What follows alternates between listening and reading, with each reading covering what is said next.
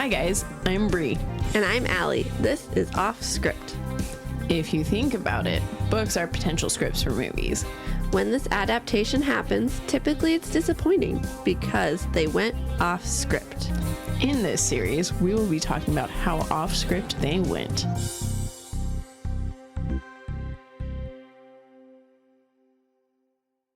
Hello. Welcome. Test. Oh, I'm not testing. Hello, welcome. We just recorded. I accidentally stopped recording. Because she was testing. Oh gosh, welcome to Offscript, y'all. A podcast where we chat your ear off. Yep. Apparently that's what we do now. Mm-hmm. It's kind of funny because this is what we wanted to do in the first place. And I'm not having as much fun. No, it's way That's more our- fun doing our normal content. Yes. So good thing we didn't do this. I know. Oh, well. One day. It was actually really sweet. I met up with Charlie and his girlfriend, who is now his fiance. I'm legit upset because he asked her the day that we had lunch, but he did it like right after he hung out with me. And I was like, I could have been there to witness this. I'm sure that's what he wanted. Right? But, and she asked, she was like, how's your podcast going? I was like, oh, that's actually really sweet. And then I was like, but it sucks right now because of the strike. And Charlie was like, because I said, I was like, it sucks, but we're still like, we're releasing episodes where we just kind of chit chat. And Charlie was like, well, yeah, it's content. And I was like, I'm glad you think of it like this, because to me, I'm like, do people want to hear this? I know. How many listeners have we lost? A lot. I'm Actually, sure. no, we've gained like 2 followers. What? Woohoo! On Spotify. What if they're like, thank God, this is what we 31. wanted? Just people chatting, not about anything. So they could turn it on and go to sleep. Yep. It's the perfect half hour, like, 'cause I thought you then, were going to say half-assed. I mean that too. But it's like the perfect length of time where they'll fall asleep and then their phone won't continue to go. And it's like, okay, we'll be your, We'll help you fall asleep. yes, here. We'll be a lot more calmer. We could sing some lullabies for you. I'll let Alli do that. I need to think of a lullaby. Rock. Goodbye, babe. I'm the one who has children. I know. I couldn't think of one. Twinkle, twinkle, little star. You guys can't see my dance moves, but She's got some good dance moves. You know what we should do? oh no. This is our TikTok. Oh no. You ready? Okay. Go. Now? Yeah. Twinkle, twinkle, little star. Isn't that vagina in sign language?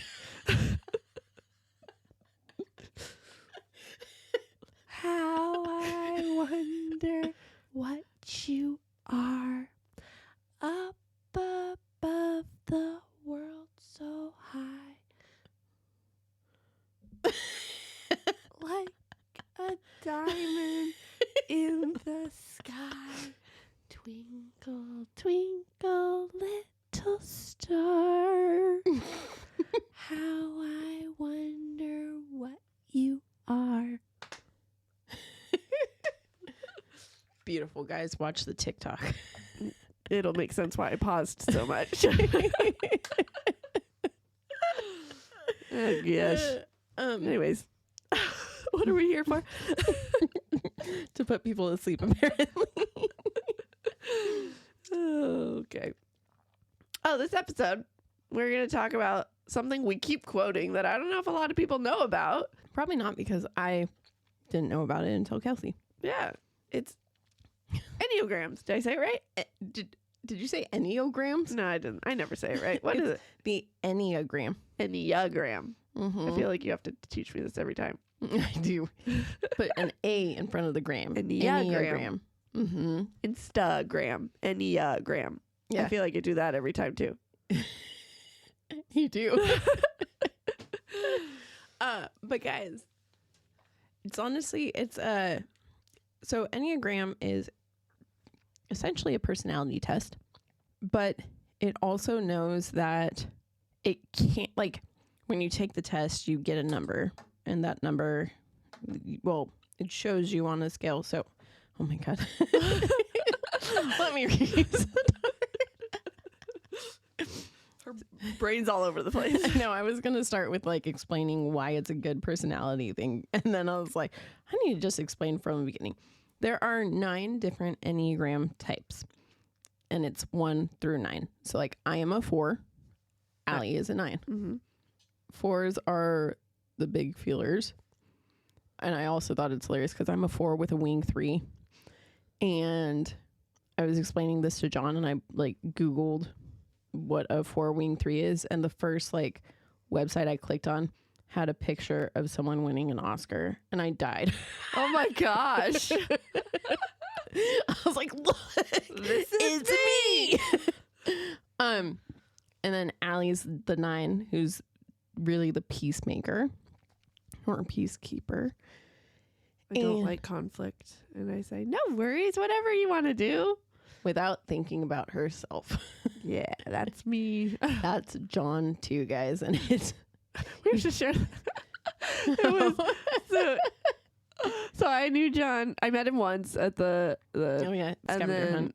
And then Which was also his birthday. We didn't mention that. Oh, no, we didn't. And then a couple days later was 4th of July. And so he comes over and he was telling me about how he was going to take Bree and they were going to go watch fireworks at his place because he lives on a lake and they do great fireworks. I was like, oh, okay. You know, like, that's cool. Like, I didn't know the plan, but I was like, okay, that's fine. You know, whatever. And it just was a really awkward moment because he thought I knew and I didn't know.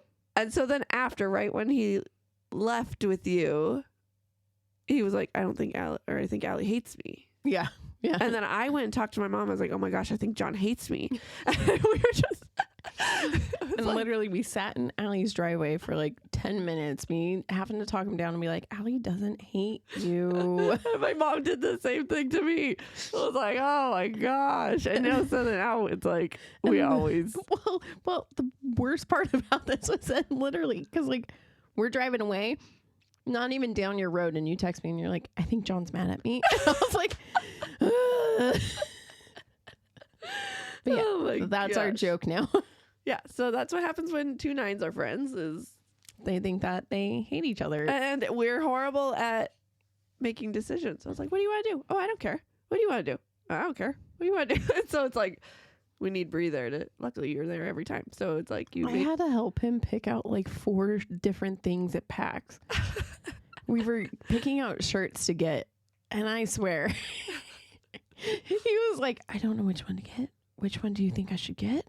And I would tell him, I was like, okay, I think you should get like one of these 4. And he's like, oh, but which one? I was like, which one do you like the most out of these 4? Well, I kind of like this one, but also I like that one. But maybe I like this. I was like, oh my God. So that's a little bit about 9s. Tell us more about 4s. 4s are artistic and we're creative. So that's probably why I wrangled Alli into a podcast. I will, and that's probably why I said yes, because I'm 9. Oh yeah, sure, whatever you want to do. This will make you happy. Okay. But also another typical trait of 4s is we, rather than thinking about things, we feel things, which sounds weird because obviously we do think about things too. But a lot of my thinking relates to feelings. So like if I'm thinking about going to PAX, I'm feeling extra happy. That's what I'm getting from my thoughts. But then if I'm thinking about work and everything, I'm stressed, and that's all I'm getting from those thoughts. It's never like, or like if I'm thinking about my to-do list, it's stress rather than like, okay, so this is what I have to do and coming up with a game plan for it. I then get caught up in my feelings about how I'm feeling with my lists or whatever's in my head. So it's kind of hard. That's super stressful. Yeah. Sounds miserable. Well, it kind of sucks being a 4 with, I don't know if our listeners are aware of this, but did you know that everyone thinks differently? Oh, I was going to bring this up. Mm-hmm. Okay, go. So I think in words, which is so hard to explain. It's basically me just in my head talking to myself. And like my head is a black, empty room. Mm-hmm. And just my like talking. So then when I'm sitting here with these thoughts, all I have going on in my head is me talking in circles. So then I tend to get more stressed out because I'm just going in circles about like, okay, you're stressed, but why are you stressed? So you're stressed because you have to do this, this, and this, and you have this going on, and this is happening. And then I'm like, okay, and then this makes me feel extra stressed, and I feel crappy. So I just go in circles. Ugh. And I think in pictures. Which is insane. No. So then I have all the scenarios in my head. Like, okay, if I say this, then this person's reaction might look like this versus like this. And it's like, or I can think about like, oh, we're going to go to the zoo and it'll look like this.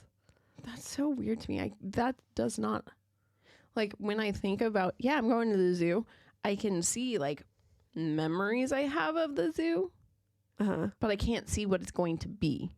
I think the memories help the pictures. Yeah. But I also make new ones, especially like, when I'm having conversations. You know what's even weirder? John also thinks like you. He thinks in pictures. So like if you watch me, I usually try not to do it like when I'm with someone, but I will have a conversation in my head, but I act out the faces that I will have. So like if it's like, oh, I should have done this, and then I'll have like an angry face or like something like this, like, so I'm sure that helps with my pictures, because I don't think funny. Do you do that? Do what? Make up faces as you think about conversations? No. So I go into conversations feeling like I know what the other person's gonna say. I don't think about how they're gonna react. I'm like, okay, so I'm gonna say this, but then they're gonna say this, but they also might say that. How am I gonna react to this or that? I think about their faces and what they're gonna look funny. like. How interesting. That's probably why I just had a situation 2 weekends ago where I was certain that someone was upset at me, and because I was going based off of the conversation, whereas John probably was going like you, where he was like, oh no, it's fine. It's okay, because he's not thinking about the damn conversation. How interesting. Is that a Enneagram related thing, or that's just something totally different? That's just something totally different, but it probably definitely plays into, like, it probably makes me a very unhealthy 4. Oh no. Because it makes me get caught up in my circle and spiral. Yeah. Oh no. Yeah. Okay. But what I was going to say at the start of this is, so with the 9 different numbers, you take a test and you find out which one you are. But when you get your results, it shows you, it's like a pie chart, and each number has a different size to it. And the larger slice of pie is your number. And the reason that is because we all have a little bit of each Enneagram type in us. This is not a test that's supposed to like put you in a box and be like, you are this. This is how you have to act. Because we all are going to have a little bit of 1s in us or 7s in us or whatever. It's just that our tendencies to do things are a little bit less than other things. Here, I'll read you guys what the types are. Yeah. So 1 is the reformer. 2 is the helper. 3 is the achiever. 4 is the individualist. So I'm an individualist with a freaking achiever wing. That's why I also like my to-do list, and why I always have to be achieving things and like, I don't remember striving my wing. for better. Do you remember my wing? 5 is the investigator. 6 is you're wing 1 for sure. You're not an 8 wing. Oh, because it can only be the next to each other? Your wings are only, if you are a 9, you can only be an 8 or a 1. So I'm a 4, I can only be a 3 or a 5. Okay. 6 is the loyalist. 7 is the enthusiast. 8 is the challenger. Oh my gosh. Oh, and 9 is the peacemaker. But how can you be a peacemaker and a challenger? So you're right. I'm definitely a 1. Yeah. No, there's probably a way to do it. I think you're thinking of like challengers being headbutting. Yeah. But that's not probably what it is. No, especially if it's your wing. If it's your wing, it just means that you're a little bit more, you have a little bit more control of things. And while you want to keep the peace, you also kind of have more of a backbone to be able to be like, I'm going to go right into this conflict. I'm going to make it happen. Oh, yeah, I'm definitely 1. So it's like, She's definitely a 9 wing 1, guys, not a 1. Yes. Some might call type 1 perfectionists. Mm-hmm. Yep. Number 2 is the helper. These people are warm and caring and giving, highly motivated. Wow. Kelsey is a 2, but the problem with 2s is that tends to mean that they're not taking care of themselves. They're always projecting. So I always have to check in on her and be like, hey, how are you? See, if I could be a wing 2, I would be a 9 wing 2. But I can't But you can't. No. 3, the performer. These are success-oriented people that are driven by productivity and highly valued in American hustle culture. That's my wing, guys. Yike. Yike. But it's true. Type 4, the romantic. Why does it change? Look, because it's in the same thing. Yeah, well, so they're the individualist, but they also are considered the romantic because they tend to. 4s are the dreamers of the world. Oh, okay. I see. All right. So the first sentence. Type 4s are creative, sensitive, moody, and very imaginative. Okay. I'm just reading the first sentence of all these things, you guys. Seriously, look it up. There's so much on all of this. And so far, I've made Alli send this to people. And I swear, every person who takes it, it's so spot on with them. Oh my gosh. But no joke. So then there's a book. What was the book you read? Oh, The Journey Back to You. So then I listened to it. The Just My 9 section. I still want to go back and listen to yours. Mm-hmm. Every single word of that section was so accurate to me. Mm-hmm. Like, this is the most accurate. Like, you know, when you think personality test, you're like, oh my gosh, yeah, right. This one is so accurate. Well, it's so good too, because like, so in my relationship with John, it's been hard for me because I also thrive when I'm alone, and I like having my time to be alone. Whereas him, he likes having me there. He wants me there all the time. And while I enjoy his presence, I need time for me. I need to be able to sit back and recharge and like, okay, here's this. And it was so hard for him when I first tried to explain it to him. It wasn't coming through.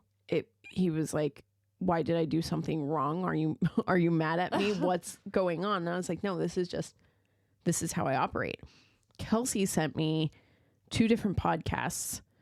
So Suzanne Stabile is who wrote the book, The Journey Back to You. And she's kind of like, she's one of the people that everyone holds very, very highly as the Enneagram teacher. Okay. And so she was on this podcast with, I think it was Glennon Doyle, who I don't know who that is, but I know she's very popular. I think she's a self-help person. Okay. And they were going through all the different Enneagrams and they got to 4. And one of the things is because in the Enneagram, your type, you're either a thinker, a feeler, or a doer. And so you have your one that you are very much. So mine is feeling. The second thing is thinking, but what I repress is doing. So I don't do things. But that's why 4s need to go and be alone so that they can do things to get out of their feelings and get out of their thinking. So when they explained that, I was like, this is how I explain it to John. Like, yes. If I'm with other people, I'm thinking and doing is like thinking about my feelings and feeling my thinkings, feeling my thoughts. And it's just in that circle and I'm not doing anything right to get me out of that cycle. And so I don't think he fully understood it, but he understood it a little bit more. Because literally in the podcast, I said, so the 4 has to go by themselves and like walk the dog around the block. Wow. Yeah. I was like, oh, it's me. How funny. Okay. Well, that's good to know. Okay. Then we have type 5, the investigator. Type 5s are independent, analytical, detached, and private. Type 6 is the loyalist. As the name suggests, type 6 are committed, practical, and witty. I can see that. Sorry, I have a 6 in my life. Matches. Type 7 is the enthusiast. Type 7s are fun, spontaneous, and adventurous. They do their best to avoid distressing or unpleasant feelings, thoughts, and situations. The thing I should say about all of these sentences that she's reading to is that there are healthy and unhealthy sides to each number too. So like the sentences she's saying are for the people who are essentially healthy in their number. And that takes a lot of work to get to. Yeah. So there's the unhealthy side of it too. So like my unhealthy side is that I get caught in my downward spiral. Oh, this article says like celebrities that are these numbers too. That's kind of cool. Mm-hmm. Johnny Depp's a 4. Oh. So is Tim Burton. I almost just said Tim like you would know who I meant. All these comedians, Robin Williams, Andy Samberg, Jack Black, and Jim Carrey are 7s.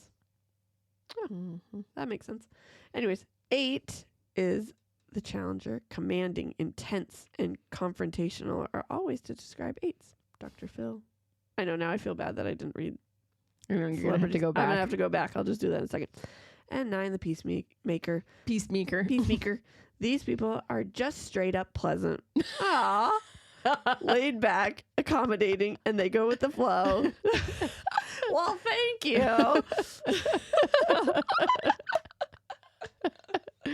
Oh my gosh. Anyways, okay, I gotta go back and read you guys your celebrities. Oh, you didn't read your celebrity. I know, I'm gonna start at the beginning. Okay, hang on. But anyways, we're gonna put the test in our show notes. Yeah. And but from what I noticed, you have to scroll all the way down and say, give me my test results anyways. Because they try and make you do credit card crap. Or like, I'm going to link to Truity. Oh, does that one not do that? No, but it doesn't give you, like, it doesn't let you read your results. It tells you have to pay, but then you just go and Google, like, Enneagram, whatever you ended up being. And then usually you'll find the Truity one where you click it and it actually explains it to you. Oh, okay. So we should put both those links in there? Is that what you're saying? Yes. Okay. I will. Okay. All right. So for number 1, again, it's the approver. And celebrities, Natalie Portman, Emma Watson, Julie Andrews, excuse me. Julia Andrews. Michelle Obama, and Kate Middleton. Type 2, the helper. Jennifer Garner, Dolly Parton, Maya Angelou, and Kristen Bell. How do they know this? Did they take the test? Or they're just like, what's funny, it makes sense. The thing about the Enneagram too is when you are thinking about it, you're not supposed to go, oh, you're not supposed to type people. But I think for the famous people part, they're like, well, it's just, we're going to type them. Just based off of how they act, this is what they are. Oh. So type 3, the performer. We have Kim Kardashian, Reese Witherspoon, Tom Cruise, Oprah Winfrey, Justin Bieber, and Meghan Markle. That was type 3. Type 4, which is the romantic. Me. Taylor Swift, Rihanna, Kate Winslet, Sheryl Crow, and Kurt Cobain. And you said Johnny Depp and Tim Burton. Cool. The investigator. Type, what is that? 5? 5. Mark Zuckerberg, Bill Gates, Diane Sawyer, Steve Jobs, Tina Fey. All these smart people. I'm actually, not that Tina Fey's not smart, but I'm surprised she's there. Yeah, she doesn't really match the other ones. Okay.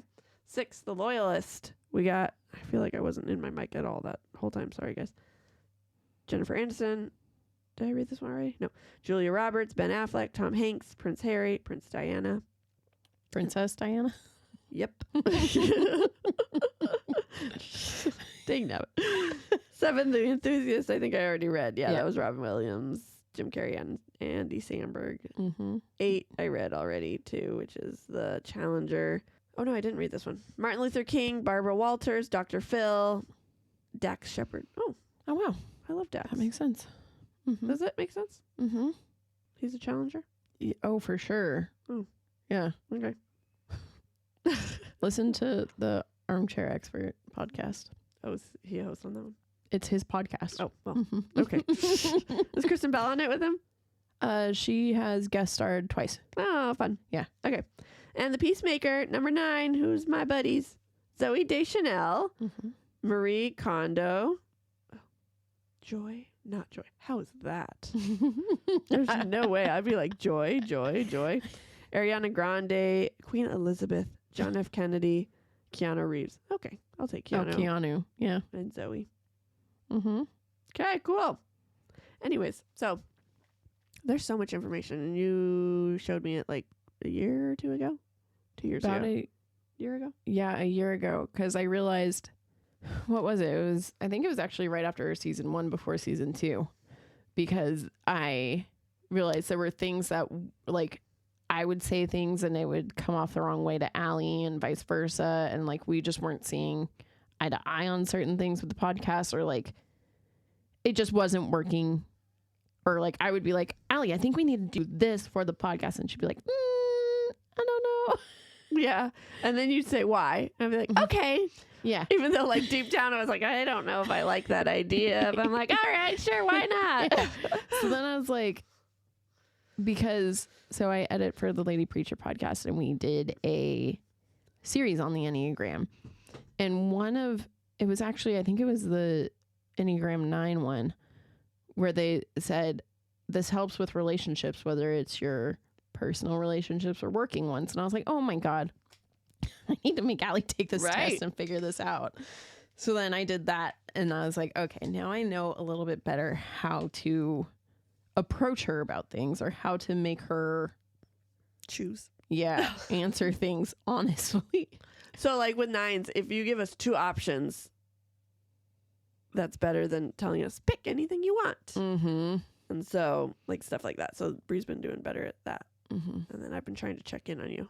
Yeah. Which has been hard because now you are also busy with other things. And I don't know when you're busy with your boy. So I'm like, I'm not going to check it. I know. It's been really hard.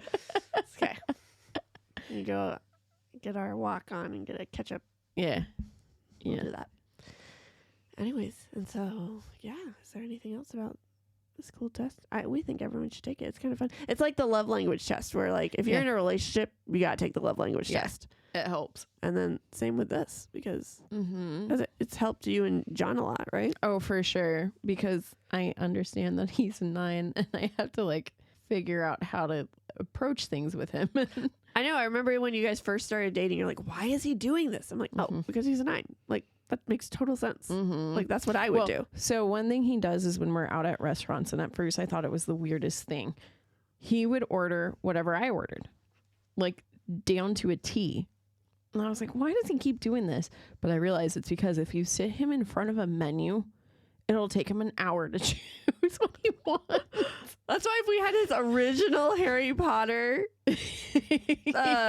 test that he did, it took like 30 minutes for him to do it. Like 10 questions. Oh, gosh. Yeah. It's gotten to the point where if we're out at a restaurant and like he's ordering before me, or like I don't want something or whatever, he'll turn to me and be like, Bree, what do you think I should get? What do you think I'm in the mood for? Pick this. You should just troll him one day and pick something super nasty. That's a good idea. Actually, so at PAX, we got this drinking game that we're going to play with you, because you don't have to be a drinker. Oh, I can drink like orange juice? Not orange juice. We have to pick something gross for you to drink. Oh. Yeah, so it's gross stuff for you and the alcohol for me and John. And that I was like, seems quite unfair. I was like, Allie's going to love it because she'll just get us drunk. I sure will. That'll be my goal. And then I'll be like, give me some nat. That's quite unfair. You can make drinks taste nice. What the heck? The owners of the game said, they were like, if your friends don't drink, just give them something gross like pickle juice or something. Oh, that's the worst game.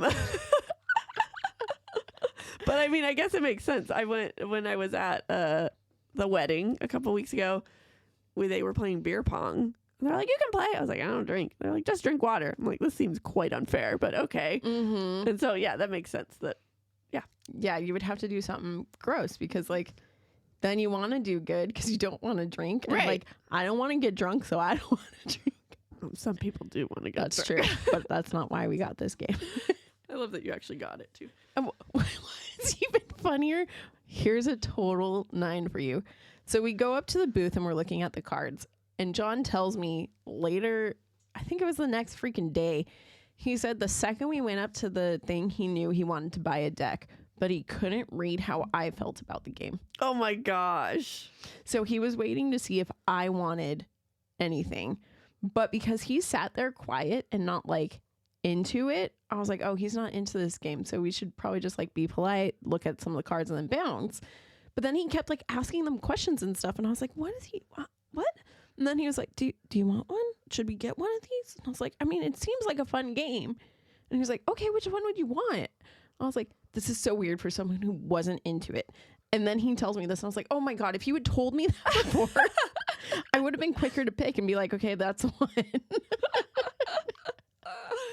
Oh gosh, we nines make every relationship complicated. A little bit. Friendship, work, or actual relationships. Yeah. Oh my gosh. Well, we rock. Yeah. Right. Well, Okay. the link for the test will be in the show notes. I might even link to like Kelsey's overall Enneagram episode for you guys if we didn't make it make sense. You should. And I'll put it in the Facebook and Instagram. Cool. Cool. All right. All right. That was it. Thanks for listening, Okay. guys. We'll see you. Bye. Thanks for sticking with us. We hope you enjoyed it. If you did, we would greatly appreciate it if you gave us 5 beautiful stars, reviewed, and subscribed. You can also follow us on Facebook at Offscript, on Instagram at Offscript Podcast 21, and on TikTok at Offscript_pod. Shoutouts to Madame Ashen Creations for our adorable logo art. And Adam Daniel for our incredible theme song. And to Creative Cinephile Productions for producing our podcast. See you next time.